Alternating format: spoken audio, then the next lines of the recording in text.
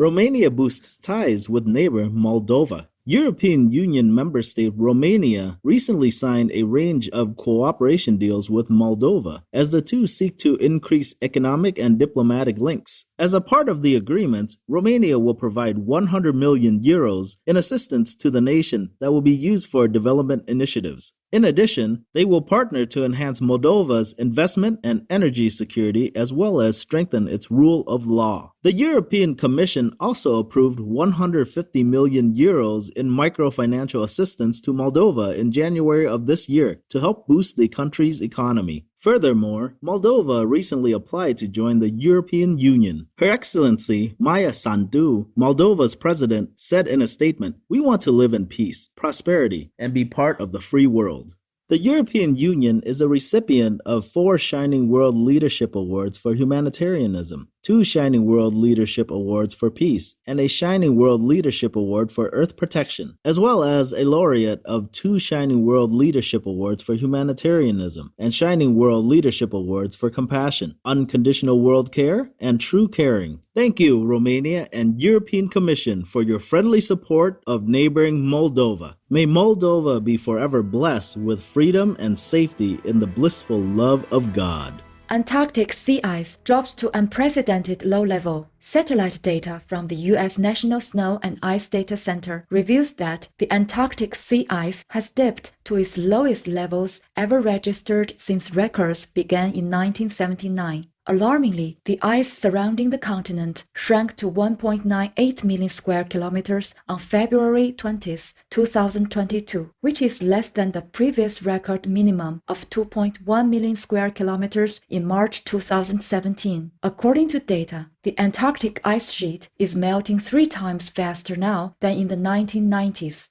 Dr. Laura Meller, Ocean Policy Advisor of Greenpeace Nordic, highlighted that climate change is affecting key species in the Antarctic. She said, "It is terrifying to witness this frozen ocean melting down. The consequences of these changes extend to the whole planet, impacting marine food webs around the globe." Our gratitude, National Snow and Ice Data Center and Dr. Laura Meller, for your vitally important information for the survival of all life on Earth. May humanity swiftly transition to the climate-stabilizing vegan lifestyle in divine brilliance.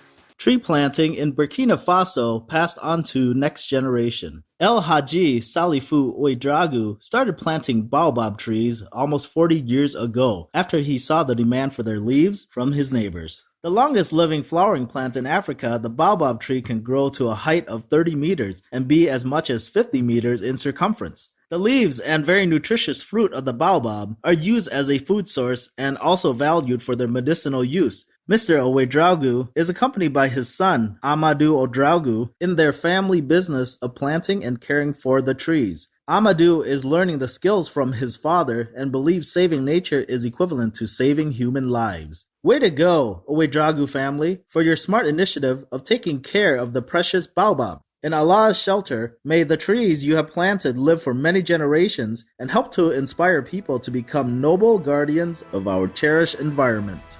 United Kingdom government looks to convert personal protective equipment or PPE into hospital curtains. The UK's National Health Service is examining the possibility of recycling PPE, such as out-of-date or used medical face masks, by turning it into hospital mattress covers, curtains, and more, while 22 million plastic visors have already been transformed into food containers so far. In addition, the Heriot-Watt University in Scotland recently partnered with the biggest PPE manufacturer in the UK, Globus Group, to recycle PPE plastic waste. Good news, National Health Service and Heriot-Watt University, on your forward-thinking plans to find new life for used or expired PPE. In celestial grace, may we quickly transition to a circular economy as we reuse and recycle the precious resources provided to us by the earth.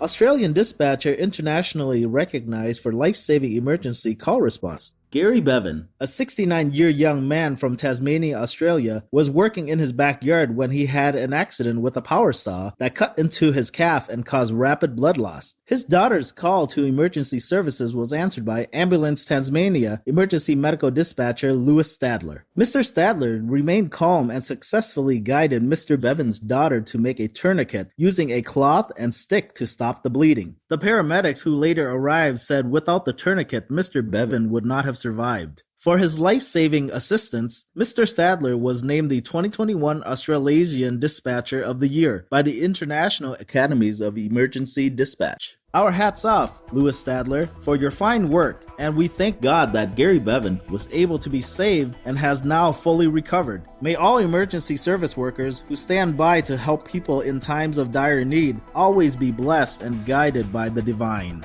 Over a quarter of Dutch people want a meat-free future in Netherlands. A study conducted by Kies Compass, a Dutch voting website, along with the Vrije University Amsterdam and commissioned by ProVeg Netherlands, a non-governmental organization, surveyed 8,575 Dutch people on their views about meat and the use of animal people in the food industry. Approximately 80% of people who participated acknowledged that they are uncomfortable with the way animal people are used for food. About 28% of the citizens expressed wanting a meat-free country, while 60% want to prohibit animal people factories. Thanks, Dutch researchers, for your interesting findings, which reveal the vegan tendencies of the kind people of the Netherlands. In heaven's splendor, may all humans soon awaken and return to their original, loving, compassionate selves to become vegan for life. Two special needs dog persons who look similar to become adoptive siblings. 1-year-old female canine person Raven, who is of a German Shepherd mix, has been living at Fuzzy Texan Animal Rescue in the US. She has a cranial and facial injury. Incredibly, Raven looks like a dog person named Brody, who has a similar appearance and was adopted in 2019 by Amanda Richter and Brad Ames of Alberta, Canada. Brody's jaw is not correctly aligned and his facial appearance is not symmetrical. However, he is a very loved, adorable, and spunky dog person who has become a social media celebrity with over 500,000 followers.